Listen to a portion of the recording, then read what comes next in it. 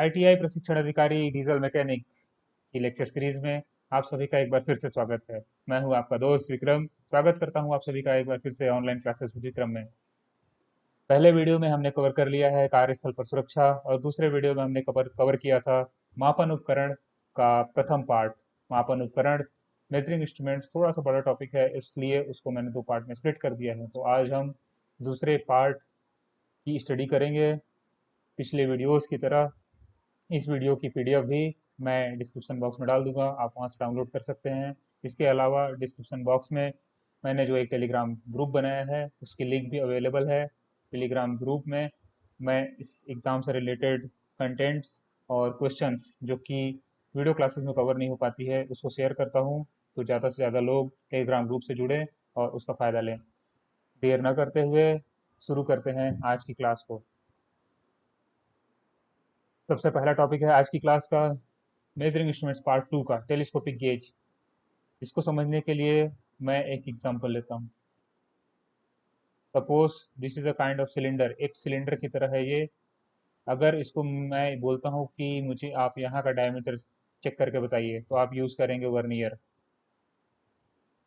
ठीक है, लेकिन यहाँ का यूज बोलूँगा अगर डायमीटर लेना है, मेरे को यहाँ का डायमीटर लेना है, तो वर्नियर तो अंदर जाएगा नहीं। तो उस केस में हम यूज़ करते हैं टेलीस्कोपिक गेज। टेलीस्कोपिक गेज क्या करता है, अंदर इनसाइड डायमीटर्स या फिर इनसाइड साइजेस, ये बोर हो गया मान लीजिए। अब एक स्लॉट है, ये एक बड़ा सा ब्लॉक है, इसका स्लॉट है। यहाँ पर का आप ले लेंगे इस दोनों फेसेस के बीच का डिस्टेंस वर्नियर कैलिपर से, लेकिन यहाँ का कैसे लेंगे, यहाँ का कैसे लेंगे इन दोनों फेसेस के बीच का डिस्टेंस। वर्नियर तो यहाँ घुसेगा नहीं, तो उस कंडीशन में काम आता है टेलीस्कोपिक गेज। अब टेलीस्कोपिक गेज काम किस लिए आता है वो देख लिया हमने। अब टेलीस्कोपिक गेज कैसे काम करता है और उसके क्या क्या पार्ट्स होते हैं वो हम देखते हैं। इस आईटीआई की एग्ज़ाम में सबसे इम्पोर्टेंट चीज़ है कि जो भी टूल्स हैं, जो भी मेजरिंग इंस्ट्रूमेंट्स हैं और जो भी कंपोनेंट्स हैं, सबके आपको जो पार्ट्स के नाम है वो आपको कंठस्थ होने चाहिए। वो क्वेश्चन हमेशा आता है, मैंने प्रीवियस ईयर क्वेश्चन देखे हुए हैं। डायरेक्टली पूछता है ये कौन सा पार्ट है। तो सबसे पहले हम टेलीस्कोपिक गेज के पार्ट्स को देखते हैं। ये है लॉकिंग स्क्रू, अभी नाम देख लेते हैं। ये है हैंडल, ये इंटरनल स्प्रिंग इसके अंदर होता है। ये है ट्यूब, ये जो है ना ये होता है ट्यूब, इस ये हॉलो होता है। इंटरनल स्प्रिंग इसके अंदर होता है। टेलीस्कोपिक रॉड ये वाला है जो बिल्कुल ब्लैक कलर का दिख रहा है, ये दोनों टेलीस्कोपिक रॉड है, या इसको बोलते हैं प्लंजर भी बोलते हैं। ये देखिए टेलीस्कोपिक रॉड से प्लंजर लिखा हुआ है। ठीक है, ये लॉकिंग स्क्रू किस काम आता है वो हम आगे पढ़ने वाले हैं। पार्ट्स के नाम क्लियर हो गए। अब इसको यूज कैसे करना है, जैसा कि मैंने बताया कि सिलेंडर के इनसाइड डायमीटर को लेना है, यहाँ का डायमीटर लेना है, या फिर किसी स्लॉट है, मान लीजिए इस टाइप का ब्लॉक है आपके पास, उसका यहाँ का डायमीटर आपको पता है, लेकिन यहाँ का डायमीटर लेना है तो कैसे करेंगे। बस जैसा इस फिगर में दिखाया है वैसे ही करना है। कैसे किया हुआ है, तो ये जो प्लंजर है या फिर टेलीस्कोपिक रोड्स, वो टेलीस्कोप की तरह इस ट्यूब के अंदर घुसते हैं। ठीक है, इसके अंदर इस इंटरनल स्प्रिंग है, ये रॉड जो है टेलीस्कोपिक रॉड इस ट्यूब के अंदर घुस जाते हैं और इस लॉकिंग स्क्रू की सहायता से टाइट हो जाते हैं। तो इस स्लॉट में घुसाने के लिए सबसे पहले इस टेलीस्कोपिक रॉड को इस ट्यूब के अंदर, ये जो टेलीस्कोपिक रॉड है इसको इस ट्यूब के अंदर घुसा देंगे। ठीक है, और इस लॉकिंग स्क्रू की सहायता से उसको टाइट कर देंगे और क्या करेंगे, इस स्लॉट में फिर घुसा देंगे। घुसाने के बाद इस लॉकिंग स्क्रू को वापस से खोल देंगे। खोल देंगे तो क्या होगा, प्लंजर फ्री हो जाएगा, बाहर आ जाएगा और ये दोनों सरफेस से के कांटेक्ट में आ जाएगा। कांटेक्ट में आ गया, अभी प्लंजर फ्री है। वापस से लॉकिंग स्क्रू की सहायता से उसको टाइट कर देंगे तो प्लंजर उसी पोजीशन में जहां भी है वहां लॉक हो जाएगा। मान लीजिए कि लॉकिंग स्क्रू को टाइट करने के बाद जब प्लंजर इसके अंदर है तो इतना खुला हुआ है प्लंजर, और लॉकिंग स्क्रू से टाइट कर दिया और इसी कंडीशन में इसको टेलीस्कोपिक गेज को हमने बाहर निकाल लिया। बाहर निकालने के बाद क्या करेंगे, अब देखिए टेलीस्कोपिक गेज में कहीं पर भी इसके खुद के ग्रेजुएशन नहीं। ग्रेजुएशन मतलब मार्किंग की 1 metre 2 metre 1 mm 2 mm 2 centimetre, ये वट एवर, ये सब कहीं पे भी लॉकिंग मार्किंग नहीं है इसमें। इसको बोलते हैं ग्रेजुएशन, कहीं पे भी नहीं इसमें लिखा हुआ है, खुद के ग्रेजुएशन कहीं पे भी नहीं है, इसलिए इसे आउटसाइड माइक्रोमीटर के साथ उपयोग किया जाता है। कैसे उपयोग किया जाता है देखते हैं आगे फिगर में। ये है, देखिए आपके टेलीस्कोपिक, ये वाला पार्ट है, ये है टेलीस्कोपिक रॉड, ये है ट्यूब, ये है स्टेम, और नीचे का पार्ट अंदर है जो कि ऊपर हम फिगर में देख चुके हैं। इसको इस तरह से बोर में डाला और बाहर निकाल के आउटसाइड माइक्रोमीटर लॉक कर दिया। ये लॉकिंग स्क्रू है, अंदर गया तो लॉकिंग स्क्रू से देखिए ये आदमी इसको टाइट कर रहा है, बाहर निकाला माइक्रोमीटर से, इसका डायमेंशन ले लिया, हो गया। ये है आ गया आपका टेलीस्कोपिक गेज। अब अगला होता आता है डायल बोर गेज। इसको समझने के लिए एक चीज समझिए। मान लीजिए ये एक बोर है या एक सिलेंडर है, इसका यहाँ का डायमीटर आपने ले लिया वर्नियर से, यहाँ का डायमीटर लेना है तो आपने टेलीस्कोपिक गेज लगा दिया। अब मैं बोल रहा हूँ यहाँ का भी लो, यहाँ का भी लो, यहाँ का भी लो, यहाँ का भी डायमीटर लो। तो टेलीस्कोपिक गेज में देखा आपने कितना लंबा प्रोसेस था, वो प्रोसेस आपको बार बार रिपीट करना होगा। तो उस झंझट से बचने के लिए हम डायल बोर गेज का उपयोग करते हैं। डायल बोर गेज क्या होता है? एक ऐसा इंस्ट्रूमेंट है जो कि इंटरनल डायमेंशन को मेजर करता है। जैसे इस बोर का डेप्थ पे जो डायमेंशन होगा, जो बोर डायमीटर होगा, वो मेजर कर देगा ये डायल बोर गेज। और उतना सारा झंझट जो टेलीस्कोपिक गेज के साथ हम लोग कर रहे थे वो सब भी नहीं करना पड़ेगा। उसके अलावा मान लीजिए बोर, ये स्लॉट है, कोई एक ब्लॉक है, उसका यहाँ पर का तो अपने वर्नियर से ले लिया, यहाँ का कैसे लेंगे, यहाँ का कैसे लेंगे, बार बार टेलीस्कोपिक गेज को अंदर लेंगे, बाहर लेंगे, माइक्रोमीटर से उसका साइज मेजर करेंगे। तो उस झंझट से बचने के लिए हम डायल बोर गेज का उपयोग करते हैं। अब उपयोग कैसे करते हैं वो हम आगे देखेंगे। इसके अलावा इसका एक और उपयोग है, बताता हूँ क्या है। मान लीजिए ये सिलेंडर है, पिस्टन सिलेंडर वाला सिलेंडर, यहाँ पे पिस्टन है, ठीक है। ये पिस्टन अप डाउन होगा और इस सिलेंडर में घर्षण होगा इस पिस्टन की वजह से, यहाँ फ्रिक्शन होगा, यहाँ पे फ्रिक्शन होगा, ठीक है। तो उसकी वजह से क्या होगा, सिलेंडर के कुछ हिस्सा घिस जाएगा और उसका डायमेंशन कम, डायमीटर वहाँ पे बढ़ जाएगा। जैसे यहाँ है, यहाँ पे ये हिस्सा घिस गया, यहाँ पे ये हिस्सा घिस गया, तो यहाँ पे डायमीटर जो है बढ़ जाएगा। मान लीजिए यहाँ अगर 24 mm है, तो मैं चेक करना चाहता हूँ कि थ्रू आउट ये 24 mm है या कम ज़्यादा हो रहा है, ऊपर से नीचे जाते हुए यहाँ पे कितना है वो सब नहीं, थ्रू आउट चेक करना चाहता हूँ हर एक पॉइंट पे कि 24 mm है या नहीं। अगर 24 mm होगा तो डायल इंडिकेटर जीरो के जीरो पे ही रहेगा, और वो कैसे रहेगा वो भी हम देखेंगे। तो ये भी देखना चाहता हूँ मैं कि 24 mm थ्रू आउट है क्या या क्या नहीं। तो ये जो दूसरा पॉइंट लिखा हुआ है वो आप देख सकते हैं, deviation in finish, deviation in size check करने के लिए भी किया जाता है। तो एक साइज मेजर करने के लिए भी किया जा सकता है और डेविएशन के लिए भी किया जा सकता है। दोनों हम देखते हैं कैसे करते हैं, ठीक है। तो सबसे पहले इसके पार्ट्स की तरफ चलते हैं। जैसा मैंने बताया पार्ट्स आर वेरी इंपॉर्टेंट, सबसे इंपॉर्टेंट है पार्ट।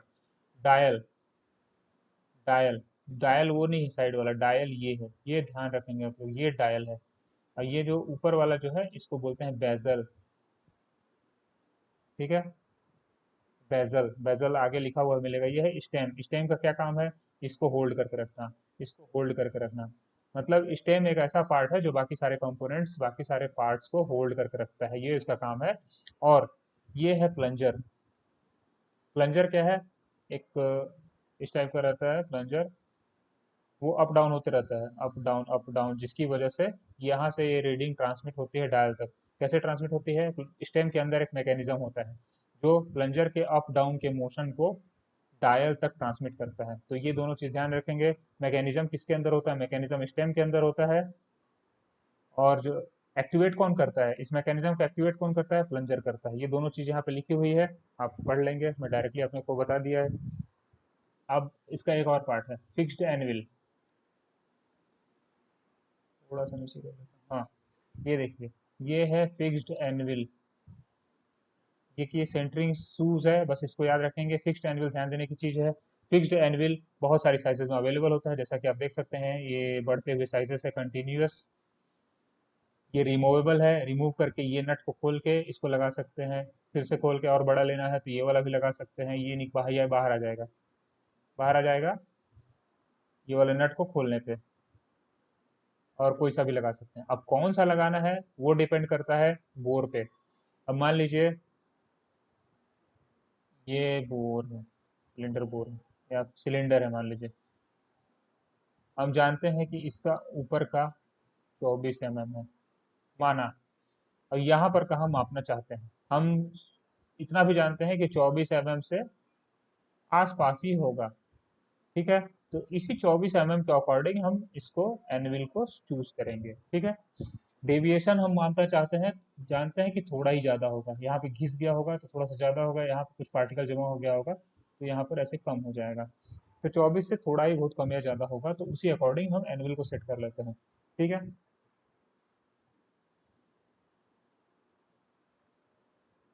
अब डायल बोर गेज का एक और पार्ट, डायल इंडिकेटर। ये जो है ना, ये डायल है, इसको डायल बोलते हैं। सिंपल है, ये जीरो है, इसको सुई बोलते हैं, या डायल इंडिकेटर बोलते हैं। ठीक है, ये डायल, ये इंडिकेटर, या फिर सुई बोल लो। ये जीरो है, ये पॉजिटिव डायरेक्शन में, ये निगेटिव डायरेक्शन में, दोनों डायरेक्शन में ग्रेजुएशन। ग्रेजुएशन मतलब मार्किंग, देखिए 0 से 50 तक, और 0 से फिर से इस साइड भी 50 तक। ठीक है, दोनों साइड मार्किंग हुई है इसमें। डायल बोर गेज ये जो इंस्ट्रूमेंट है, इसकी एक्यूरेसी किस पे डिपेंड करेगी? इसकी एक्यूरेसी डिपेंड करती है डायल का ग्रेजुएशन किस तरह का है। ठीक है, कैसे? वो ऐसे कि अगर डायल के एक एक डिवीजन का मान मान लो 0.1 mm है, तो ये कम एक्यूरेट हुआ। अगर डायल के एक डिवीजन का मान 0.01 mm है, तो ज़्यादा एक्यूरेट होगा। और फाइनली हमको मेजरमेंट कहाँ से लेना है? इंडिकेटर से लेना है। तो डायल बोर गेज का जो एक्यूरेसी है वो डिपेंड करता है डायल इंडिकेटर पे। सिंपल। अब डायल इंडिकेटर दो टाइप का होता है। कैसे? सिंपल है, बैलेंस्ड। बैलेंस्ड मतलब पॉजिटिव साइड में भी और निगेटिव साइड में भी ग्रेजुएशन रहेंगे। जैसे देखिए +10 से 50, और ये निगेटिव साइड में भी 10 से 50। ठीक है, अब एक होता है कंटिन्यूअस। कंटिन्यूअस मतलब 0 से लेके कंटिन्यू 90 तक, एक ही डायरेक्शन में, इसको बोलते हैं कंटिन्यूअस। दोनों तरह का यूज़ किया जा सकता है। अगर हम फ्लक्चुएशंस देखना चाहते हैं कि किस बोर साइज पे कहाँ पे क्या हो रहा है, जैसे यहाँ पे बढ़ रहा है, यहाँ पे घट गया, यहाँ पे बढ़ गया, केवल हमको फ्लक्चुएशंस देखना है, तो हम इसका भी यूज़ कर सकते हैं। अब डायमीटर हमको मेजर करना है, तो इसका यूज़ कर सकते हैं। डिपेंड करता है, दोनों टाइप का डायल यूज़ कर सकते हैं।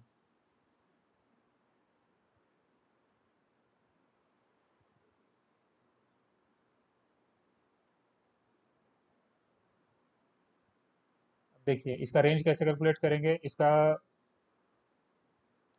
लिस्ट काउंट है 0.01 mm। याद रखेंगे, डायल के बोर और भी अलग अलग भी होता है, लेकिन जनरली 0.01 mm होता है। 0 से 40 इस तरफ, 0 से 40 इस तरफ, टोटल 80 इंटू 0.01, 0.8 mm इसका रेंज हो गया। मतलब ये 0.8 mm के वेरिएशन को शो करता है ये इंडिकेटर। ठीक है,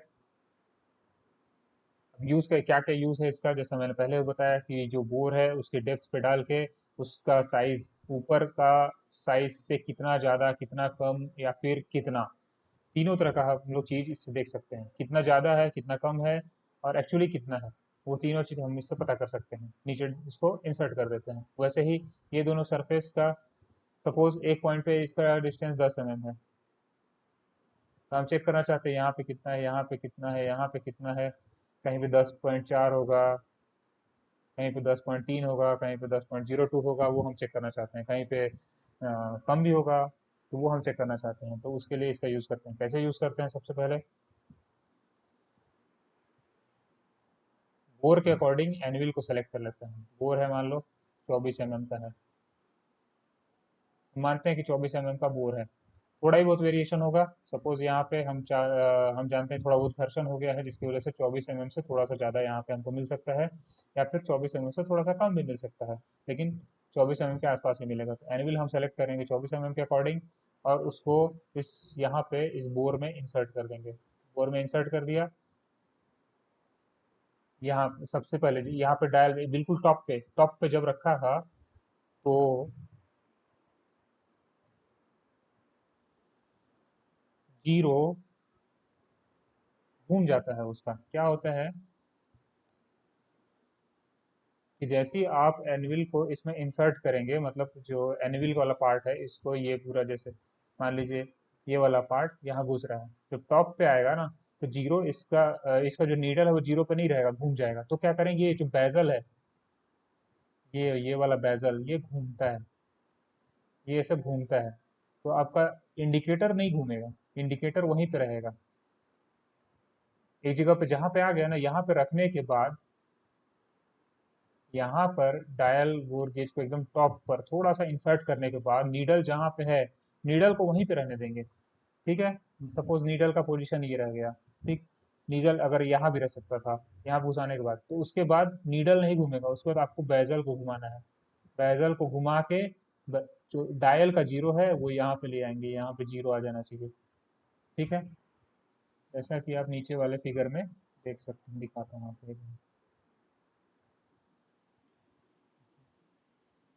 इसको आप और क्लियर देखेंगे तो ये बेजल को घुमा रहा है और नीडल यहाँ पे आके सेट हुआ है। जैसे ही बोर के टॉप पे हल्का सा हम इसको घुसाए हैं, तो ये नीडल यहाँ पे आकर रुका है और वहाँ जीरो नहीं था। बेजल को घुमा के उस पॉइंट पे हम जीरो लेकर आएंगे। ठीक है, और फिर उसके बाद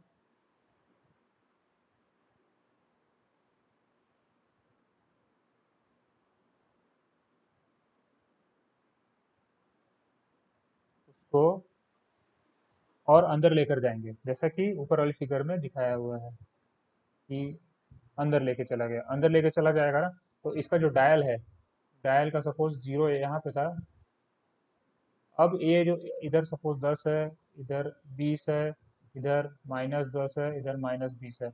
अब जैसे ही इसको टॉप से थोड़ा सा अंदर लेके जाएंगे ना, ये नीडल फ्लक्चुएट करने लगेगा, या तो इधर भागेगा या तो इधर भागेगा। दोनों में से जिधर भागेगा उसके अकॉर्डिंग हम मेजरमेंट देख सकते हैं कि नीचे जाने के बाद बोर का डायमीटर कम हो रहा है कि नहीं, कम हो रहा है, ज़्यादा हो रहा है। ठीक है, उसको रीड करने का भी इसमें लिखा हुआ है, कैसे रीड करते हैं। मान लो कि अगर सुई क्लॉकवाइज डायरेक्शन में 45 डिवीजन तक पहुंच गई, यहाँ पे जीरो है मान लीजिए, ये क्लॉकवाइज डायरेक्शन में घूमती हुई इधर घूमती हुई 45 डिवीजन तक पहुंच गई। मान लीजिए यहाँ पे ये 45 है, उतना क्लियर नहीं है लेकिन मान लेते हैं 45 जैसा मैंने लिखा है। पॉजिटिव डायरेक्शन में यानी क्लॉकवाइज डायरेक्शन में घूमती हुई वहां तक पहुंच गई। और पॉजिटिव डायरेक्शन में जब भी घूमेगी, तो उसका मतलब है कि उस डेप्थ पर डायमीटर 24 से कम है। ये आपको याद रखना है, बहुत ही इंपॉर्टेंट है।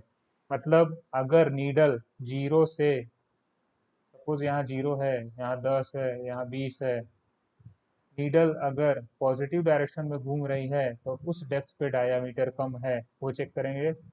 45 डिवीजन तक घूमी क्लॉकवाइज डायरेक्शन में, तो 24 -45 मल्टीप्लाई बाई 0.1, तो ये हो गया आंसर आपका कि उस डेप्थ पे डायमीटर इतना है। ये पॉइंट याद रखेंगे आप लोग कि नीचे जाने पे अगर जो इंडिकेटर है वो पॉजिटिव डायरेक्शन में घूमता है, तो उस डेप्थ पे बोर का साइज डायमीटर कम हो रहा है। ठीक है, अब नेक्स्ट टॉपिक पे चलते हैं, dial test indicator. Dial test indicator क्या होता है, उसी की तरह का है, बिल्कुल लगभग उसी की तरह है, डायल बोर गेज की तरह। डायल टेस्ट इंडिकेटर क्या करता है, डायल बोर गेज साइज को मेजर कर लिया। कैसे किया, एनविल की सहायता से किया, लेकिन उसके भी इंडिकेटर को आप लोग देखें अगर, उसके भी इंडिकेटर में क्या था, ऐसा इंडिकेटर था 10, यहाँ जीरो मान लीजिए, इधर -10, 10 20, यहाँ 30, इधर -20। वो भी क्या था, 0.8 तो मात्र उसका रेंज था। ठीक है, अभी हमने पढ़ा था कितना रेंज था, 0.8। 0.8 से ज़्यादा अगर मेजरमेंट करना हो तो केवल अगर हमारे पास इंडिकेटर है तो कुछ नहीं कर सकते। तो डायल बोर गेज जो हमने अभी पढ़ा, वो डायमेंशन मेजर कर पा रहा था। क्यों, क्योंकि उसके पार डायल इंडिकेटर के साथ जो अरेंजमेंट लगा हुआ था, एनविल, स्टेम, एनविल यूज कर ले रहे थे हम लोग 24 mm के अकॉर्डिंग, बड़ा एनविल यूज कर लिए। उसके बाद इसको सेट कर दिए जीरो पे, जितना फ्लक्चुएशन हो रहा है उसको 24 में घटा दिए, जोड़ दिए, तो हम लोग का मेन काम वहाँ पे एनविल कर दे रहा था।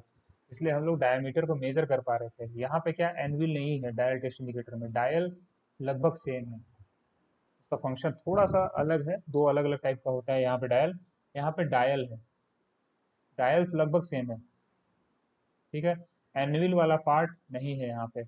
एनविल वाले पार्ट की जगह पे डायरेक्टली यहाँ पे एक प्लंजर जैसा पार्ट है यहाँ पे। वहाँ एनविल में प्लंजर था, यहाँ पे डायरेक्टली प्लंजर है डायल में। कैसे कैसे है हम लोग आगे देखते हैं। अब फिलहाल एनविल अगर नहीं है तो ये डायरेक्टली डायमेंशन को मेजर करने के लिए यूज नहीं किया जा सकता। ये केवल साइज में फ्लक्चुएशन को चेक करने के लिए किया जा सकता है, जैसे हम लोग उसमें भी कर रहे थे। उसमें दोनों काम हुआ, फ्लक्चुएशन चेक भी हुआ और एक्चुअल साइज मेजरमेंट भी हुआ। ये केवल फ्लक्चुएशन, ये इंपॉर्टेंट है, केवल फ्लक्चुएशन डायरेक्ट मेजरमेंट नहीं रख सकता, केवल fluctuation, size variation, surface finish ये सब पता कर सकता है। जैसे यहाँ 24 mm है, तो इसको इंडिकेटर को डालो, जहाँ पे बोर कम रहेगा वहाँ पे जी इंडिकेटर पॉजिटिव डायरेक्शन जाने लगेगा, जहाँ पे बोर ज़्यादा रहेगा वहाँ इंडिकेटर निगेटिव डायरेक्शन में घूमने लगेगा। तो पता चल जाएगा अपने को पॉजिटिव गया तो निगेटिव गया, कहाँ पे कैसे सरफेस फिनिश है। उसके अलावा ये एक सरफेस है, ये इंडिकेटर का प्लंजर है। प्लंजर सर्फ, अब इसको ऐसे मूव कराओ, एक मैकेनिज्म होता है, स्टैंड होता है, तो स्टैंड पे ये आगे पीछे मूव करेगा, ये जो डायल टेस्ट इंडिकेटर है। तो सपोज यहाँ पे सरफेस फिनिश इस तरह का है, यहाँ पे सरफेस फिनिश इस तरह का है, यहाँ पे आएगा तो ये जो प्लंजर है वो ऊपर उठ जाएगा। तो उसके हिसाब से यहाँ का जो, यहाँ सपोज यहाँ पे 0 था, नीडल ऐसा था,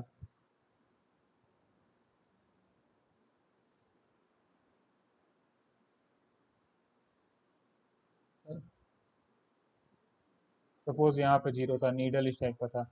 अब यहाँ पे आया तो प्लंजर थोड़ा सा उड़ गया, तो नीडल फ्लक्चुएट करेगा। यहाँ पे आया तो भी प्लंजर उड़ जाएगा, नीडल नीडल फ्लक्चुएट करने लगेगा। यहाँ पे आया तो भी प्लंजर फ्लक्चुएट करेगा। तो इस तरह से सरफेस फिनिश भी चेक हो सकता है। और साफ्ट है, मान लीजिए एक साफ्ट है,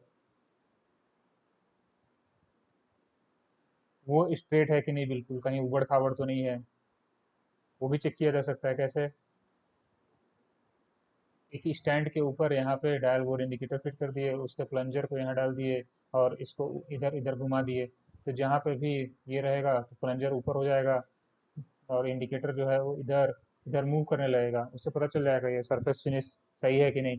तो एक चीज डिफरेंस है डायल बोर गेज और डायल टेस्ट इंडिकेटर में, कि dial bore gauge direct measurement दे सकता था कि बोर का साइज यहाँ पे 24.5 mm है, लेकिन डायल टेस्ट इंडिकेटर वो काम नहीं कर पाएगा, वो नहीं बता पाएगा कि यहाँ पे 24.5 mm है कि नहीं है। वो केवल बता पाएगा कि ये सरफेस फिनिश सही है कि नहीं, या डेविएशन इन साइज है कि नहीं, ये याद रखना है। अब ये दो टाइप के होते हैं, थोड़ा फास्ट करना पड़ेगा, जल्दी जल्दी खत्म करना है अपने को। ये दो तरह के होते हैं डायल टेस्ट इंडिकेटर, दो तरह के होते हैं। एक प्लंजर टाइप देख रहे हैं आप, यहाँ प्लंजर है, ये प्लंजर, यही प्लंजर अप और डाउन होता है। जब सरफेस फिनिश यहाँ पे अगर ऐसा सरफेस फिनिश है, यहाँ पे ऐसा है मान लो, तो ये प्लंजर ऊपर चले जाएगा। सरफेस फिनिश कहीं पे ऐसा गड्ढा है तो ये नीचे आ जाएगा। ठीक है। अब इसके पार्ट्स के नाम यहाँ पे लिखे हुए हैं, ये देखिए, पॉइंटर बोलो या इंडिकेटर बोलो। ए, ए क्या है? पॉइंटर है। रोटेटेबल ब्लेज, बेजल, बेजल, ये बी जो मैंने वहां पे भी बताया था, बेजल, यही रोटेट होता है, ताकि जी इंडिकेटर को हम लोग जीरो में वहां सेट करते थे ना, वही रोटेट होता है। अब ब्लेजल, बेजल क्लैम्प सी है, ये सब अपन पार्ट्स देखेंगे। बैक लग डी है, पीछे से जो है। और ट्रांसपेरेंट डायल कवर, स्टेम जो है ये स्टेम है, एफ, ये एफ है। फिर प्लंजर है, प्लंजर तो पता ही है आपको। एनविल है, प्लंजर के नीचे एक एनविल भी होता है, ये वो एनविल नहीं है जो उसमें डायल बोर गेज में था, ये अलग छोटा सा एनविल है। इसका काम बस डायल का जो प्लंजर है उसको सपोर्ट, मतलब नीचे से बस उसको कवर करना है, उस एनुअल काम। और एक रिवॉल्यूशन काउंटर है, ये कितना रिवॉल्यूशन दे देता है, कभी कभी आप रिवॉल्यूशन काउंट नहीं कर पाएंगे, तो उसके लिए एक रिवॉल्यूशन काउंटर दिया हुआ है अलग से, उसको जे नाम दिया हुआ है। अब इसमें मैकेनिज्म कौन सा रहता है, तो रैक एंड पिनियन मैकेनिज्म रहता है इसमें। ठीक है। अब दूसरे टाइप का है लीवर टाइप का, यहाँ जो उसमें प्लंजर था उसमें यहाँ पे लीवर है, ये वाला देखिए, इसको स्टाइलस बोलते हैं, ये वाला जो है ना, इसको स्टाइलस बोलते हैं। रोटेटेबल ब्लेज एंड डायल, ये तो पता ही है आपको। रिवर्सिंग लीवर, यहाँ पे लीवर रहता है। और ये स्टाइलस है। अब स्टाइलस किस टाइप से काम करता है वो आगे देखते हैं, वो भी बताऊंगा। ये क्लैंप है। तो ये दो टाइप का हो गया dial test indicator, first plunger type, second lever type. आगे बढ़ते हैं। लीवर वाला किस टाइप, डायल वाला, प्लंजर वाला तो सिंपल है, ऐसे ऊपर नीचे काम करता होगा। लेकिन लीवर वाला किस टाइप से काम करता है, ये देखिए, ये लीवर रहता है, इसको बोलते हैं लीवर। ये उसका वर्किंग मैकेनिज्म है। ये पॉइंटर है, पॉइंट उधर का छोड़िए, ये स्टाइलस है। अब सपोज यहाँ पे कुछ वो आया, अनइवन सरफेस आया, तो या तो ये नीचे आ जाएगा या तो ऊपर आ जाएगा। सपोज ऊपर आया तो ये जो लीवर है वो दबेगा और उसकी वजह से वो जो इंडिकेटर है वो फ्लक्चुएट करेगा। ठीक है। अब लीवर वाला, लीवर टाइप का जो डायल टेस्ट इंडिकेटर है वो इंटरनल सर्फेसेस में घुस सकता है। अब जैसे प्लंजर वाला है, प्लंजर वाला यहाँ पे कैसे घुसेगा? मेरे को इस सरफेस का अगर मेजरमेंट करना है कि ये सरफेस फिनिश एकदम सही है या नहीं, तो प्लंजर वाला कैसे करेगा? प्लंजर वाला तो यहाँ घुस ही नहीं पाएगा, एकदम छोटा सा जगह है, तो उस कंडीशन में लीवर वाला यूज होता है। ठीक है।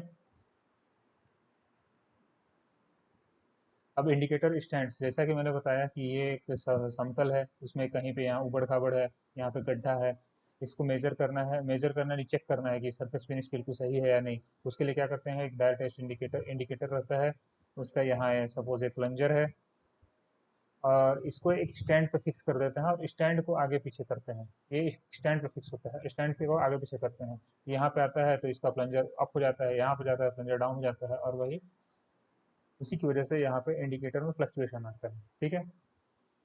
तो उसी स्टैंड को यहाँ पे दिखाया गया है, ये देखिए इस टाइप का स्टैंड रहता है। क्या क्या सर उसका काम है, वो जो मैं बता चुका हूँ उसी को डायग्राम के थ्रू दिखाया हुआ है। देखिए, ये स्टैंड पे ये डायल, वो डायल टेस्ट इंडिकेटर को यहाँ फिक्स कर दिया, और ये सरफेस, ये वाला जो सरफेस है वो एकदम फ्लैट है कि नहीं उसको चेक करना है, तो ये इसको आगे पीछे घुमाएगा, इधर ले जाएगा इधर ले जाएगा, तो पता चल जाएगा यहाँ पे इंडिकेटर का जो डायल का जो जी ये है पॉइंटर है, वो ऐसे कभी इधर क्लॉकवाइज एंटी क्लॉकवाइज घूमते रहेगा, उससे पता चल जाएगा। उसके बाद ये वी ब्लॉक है। अब वी ब्लॉक के ऊपर हमने एक शाफ्ट को रख दिया है। अब ये शाफ्ट जो है या फिर इसको बोल सकते हैं एक स्फेयर होगा यहाँ पे। अब स्फेयर, बिल्कुल स्फेयर का सरफेस फिनिश सही है कि नहीं, स्फेयर बिल्कुल गोल है कि नहीं, या फिर कहीं उसको उबड़ खाबड़ है, तो वो भी चेक किया जा सकता है। वी ब्लॉक में इसको स्फेयर को डाल दिए, ऊपर dial indicator, dial test indicator एक स्टैंड पे सेट कर दिए और इसको घुमा दिए। इस कंडीशन में इसको घुमाएंगे, जो स्फेयर है उसको घुमाएंगे। अब सिलेंडर है, सिलेंडर को चेक करने के लिए सिलेंडर टाइप का एक ये शाफ्ट है, मान लीजिए शाफ्ट जैसा ही है, सिलेंड्रिकल। उसमें इस डायल इंडिकेटर को यहाँ पे सेट कर दिए एक स्टैंड के ऊपर, और उस स्टैंड को आगे पीछे ऐसे ऐसे घुमाएंगे तो ये यहाँ फ्लक्चुएशन दे देगा। इसी तरह का इसका यूज़ है। बस दो इंपॉर्टेंट चीज़ है। डायल बोर गेज जो हमने पहला पढ़ा, टेलीस्कोपिक गेज तो बिल्कुल सिंपल था। डायल बोर गेज जो पहला पढ़ा उसमें क्या था, अलग से एनविल वाला पार्ट था जो कि 24 mm के अकॉर्डिंग हम लोग पहले से सेट कर लेते थे, और थोड़ा बहुत फ्लक्चुएशन 24 पॉइंट फ्लक्चुएशन को हम लोग माप लेते थे। जैसे हमने एक एग्जांपल भी किया, 24 आया था और 0.45 माइनस करना पड़ा था, तो 23.55 हमारा आंसर आया था इस डेप्थ पे बोर का डायमीटर। लेकिन डायल टेस्ट इंडिकेटर से हम वो नहीं कर पाएंगे, जैसा कि आपने यहाँ पे पूरा देखा। इसमें केवल हम लोग सरफेस फिनिश को चेक कर पा रहे हैं, कहाँ पे उबड़ खाबड़ है, कहाँ पे क्या है। और जब बोर की बात आ रही है तो बोर को हम लोग बस इस सरफेस को देख पाएंगे कि हाँ प्लेन है कि नहीं, ये वाले को देख पाएंगे प्लेन है कि नहीं। इस तरह का काम बस हम इससे कर पाएंगे, मेजरमेंट, डायरेक्ट मेजरमेंट नहीं कर पाएंगे इससे, क्योंकि इसमें उससे ऐसा कुछ अरेंजमेंट ही नहीं है। आगे बढ़ते हैं, फीलर गेज। अब ये दो तीन टॉपिक थोड़ा सा समझाने लायक था, अब जो टॉपिक आएगा वो बिल्कुल ही सिंपल है। फीलर गेज क्या है? ये स्टील की ब्लेड्स होती हैं जो कि एक स्टील के केस में माउंटेड होती हैं। स्टील का केस है, स्टील की ब्लेड्स है। अब इसका थिकनेस क्या है वो इसमें लिखा हुआ है। ठीक है। अब इसका काम क्या है, यूज क्या क्या है? जो दो पार्ट्स, मेटिंग पार्ट्स है, मान लो सपोज मान लो यहाँ पे एक ये पार्ट है, एक ये पार्ट है, दोनों के बीच में थोड़ा सा गैप है। ठीक है। उस गैप को चेक करना है मेरे को, कैसे चेक करूंगा? फीलर गेज घुसा के चेक करूंगा। जिस थिकनेस का फीलर गेज घुस जाएगा उतना ही दोनों के बीच में गैप है। अब इंजन में टैपेट क्लियरेंस को चेक करने के लिए, हाँ और एक और चीज याद रखिएगा, जहां भी क्लियरेंस चेक करने की बात आती है, जहां भी क्लियरेंस चेक करने की बात आती है, फीलर गेज का ही यूज करना है। तो और एक देखिए, इंजन में टैपेट क्लियरेंस को चेक करना, सेटिंग ब्लॉक फिक्सचर और कटिंग के लिए क्लियरेंस को सेट करना, तो जहाँ क्लियरेंस यूज करना है वहाँ फीलर गेज यूज करना है। पिस्टन एंड सिलेंडर के बीच क्लियरेंस को चेक करने के लिए, पिस्टन सिलेंडर कैसा होता है, ऐसा होता है पिस्टन सिलेंडर, ये होता है पिस्टन, दोनों के बीच में थोड़ा सा क्लियरेंस होता है, उस क्लियरेंस को चेक करना है तो आपको फीलर गेज का उपयोग करना पड़ेगा। ये आप लोग ध्यान देंगे। एक और टाइप ऑफ फीलर गेज होता है जिसको वायर टाइप फीलर गेज बोलते हैं। इसको स्पार्क प्लग के गैप को चेक करने के लिए किया जाता है, ये ध्यान देंगे आप लोग। और ये वाला जो फिगर है इसको भी याद रखेंगे। स्पार्क प्लग के गैप को चेक करने के लिए यूज किया जाता है वायर टाइप फीलर गेज। अब स्ट्रेट एजेस क्या होता है? कास्ट आयरन का बना होता है या स्टील का बना होता है, ऐसा डिजाइन होता है। ये देखिए दो टाइप का है, ये भी वही है, ये भी वही है। इसको फीट बोलते हैं। इसका काम क्या होता है? स्ट्रेटनेस को चेक करना। जैसे ये समतल है, इसका ये बिल्कुल स्ट्रेट है कि नहीं चेक करने के लिए ये रख दिया। और यहाँ पे दिख रहा है मेरे को गैप है। क्या किया मैंने? एक सरफेस है यहाँ पे, ठीक है। इसके ऊपर मैंने ये स्ट्रेट एज को ऐसे रख दिया।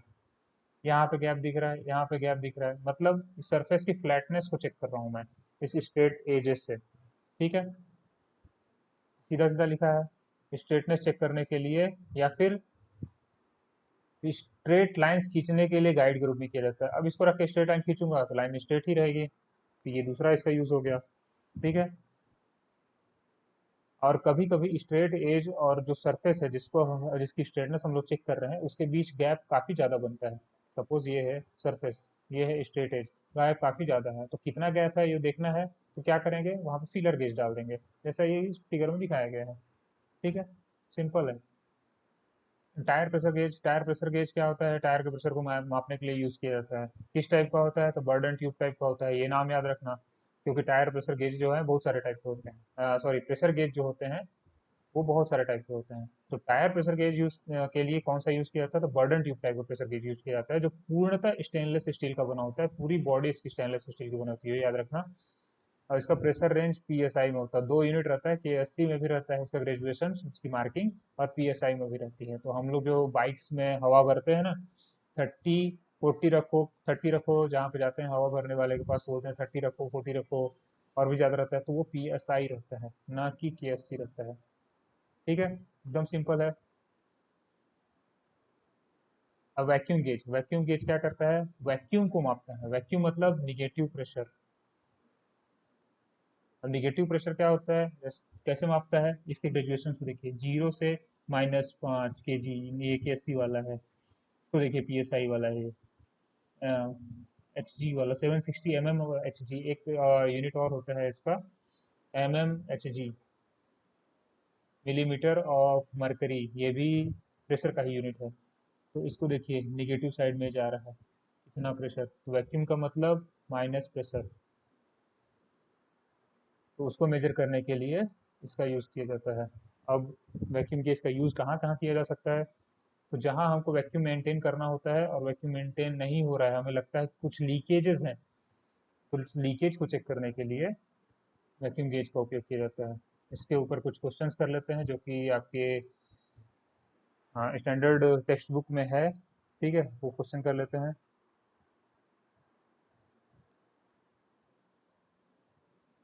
हाँ, सबसे पहला, इस मापक यंत्र का नाम क्या है? सिंपल है, अभी देखा हमने, dial bore gauge. Simple. X के रूप में चिन्हित भाग का नाम क्या है? ऊपर आपको इमेज दिखेगा, ऊपर चलते हैं, ये वाला।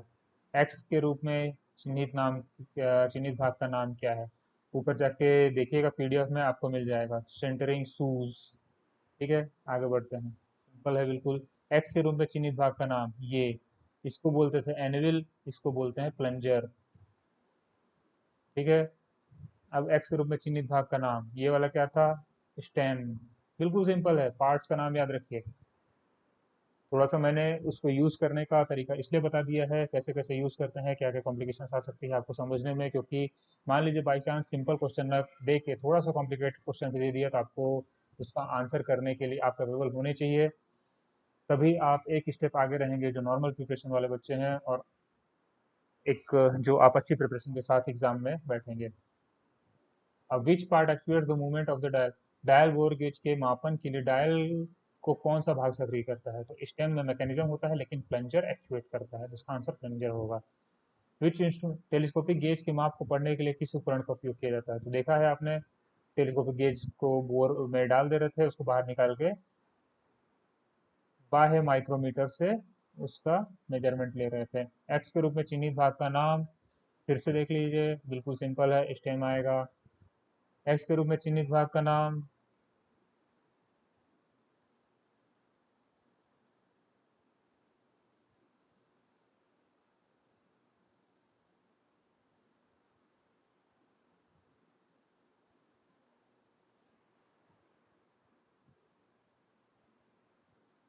इसको आप लोग ऊपर देख के खुद से सॉल्व करिए, तब तक मैं नेक्स्ट क्वेश्चन की तरफ बढ़ता हूँ, देखता हूँ आप लोग कितना याद है। Which instrument is use to check the end play of the crankshaft? Crankshaft के लास्ट में प्ले को चेक करने के लिए कौन सा यूज किया जाता है?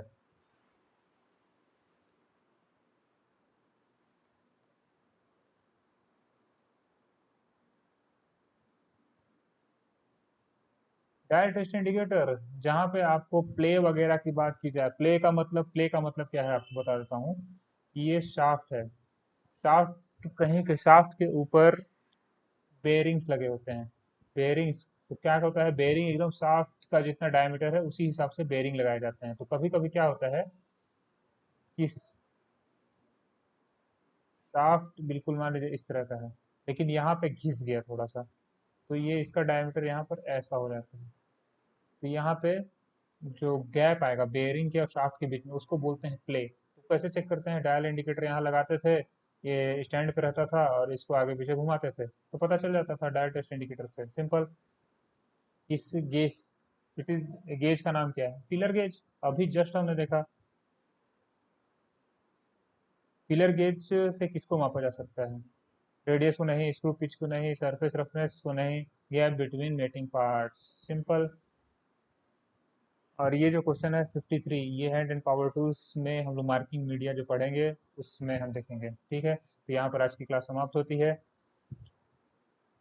आशा करूँगा कि आपको ये वीडियो पसंद आएगी, और अगर कोई भी इम्प्रूवमेंट मेरे पढ़ाने के तरीके और content writing, number of questions, what जो भी हमने बात की इस क्लास में, उससे अगर आपको कोई भी प्रॉब्लम, कोई भी तकलीफ हो, कोई भी डाउट हो, तो आप कमेंट्स के थ्रू बता सकते हैं। और मुझे किस तरह की इम्प्रूवमेंट अपने वीडियोस में, अपने कंटेंट में करनी है, वो भी आप कमेंट में बता सकते हैं। तो लाइक करें, कमेंट करें, और वीडियो ज़्यादा से ज़्यादा लोगों तक जिसे इसकी ज़रूरत है उन तक शेयर करें।